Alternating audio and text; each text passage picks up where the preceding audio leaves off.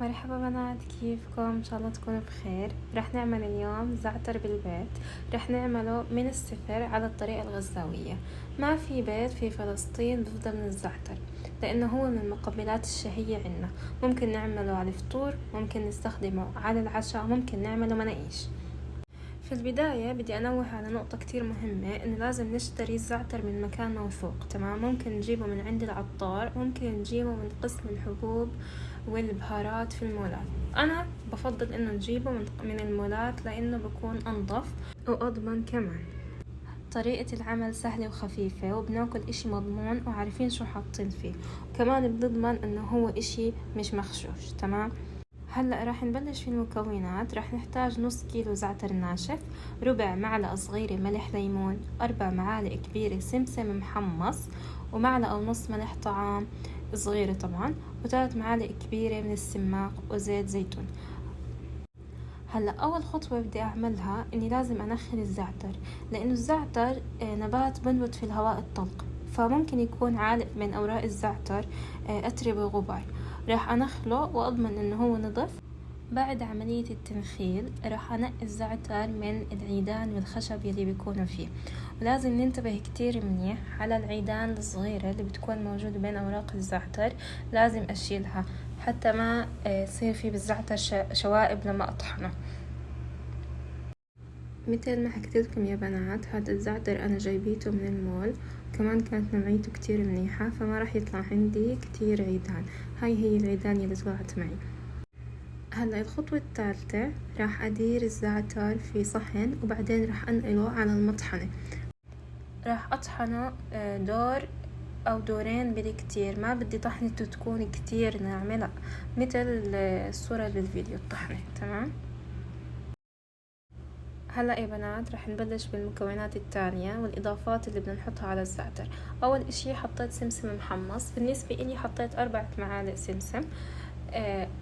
السمسم كتير زاكي على الزعتر، يعني لو كترته وحطيته 5 لحد 6 معالق بكون الوضع مقبول. تمام؟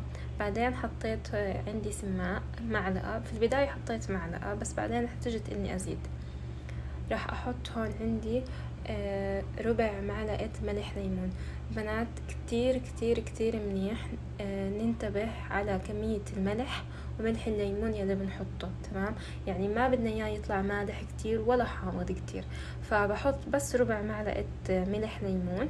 وراح احط في البداية معلقة ملح، بعدين راح ازيد نص معلقة. هلا بعد ما يخلص الزعتر، اذا حسيت انه هو بده ملوحة او بده شوية حموضة برجع اضيف، ما في عندي مشكلة.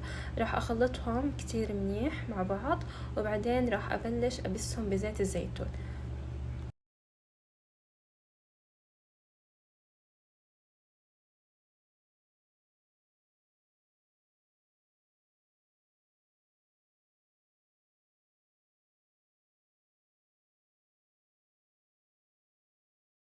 هون يا بنات رجعت اضفت كمان ما يعادل معلقتين من السماق، لاني حسيت الزعتر لسه بده، فكان المجموع النهائي عندي 3 معالق من السماق.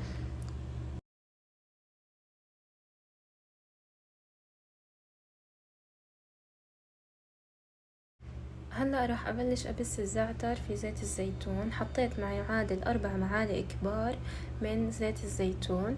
راح ابلش ابسه زي ما ببس عجينة كعك العيد. تمام؟ في ايدي بفرك فرك، ما بعجن.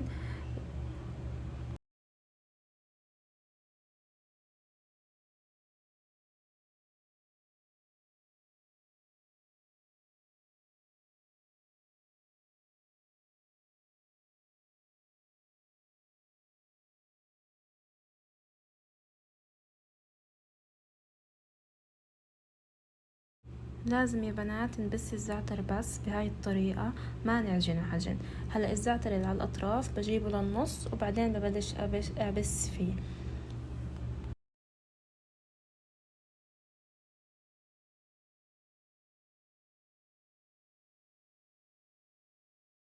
شوفوا يا بنات، هيك صار عندي جاهز.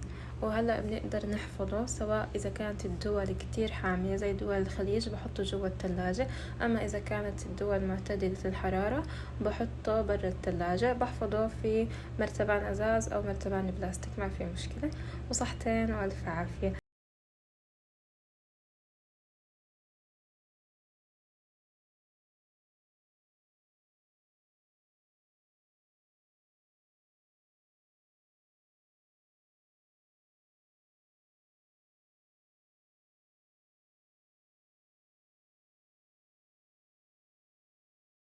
لا تنسوا تجربوا الطريقة وتكتبوا لي النتيجة في صندوق الوصف، واحكوا لي إذا انتوا بتحطوا كمان إضافات على الزعتر ولا لا.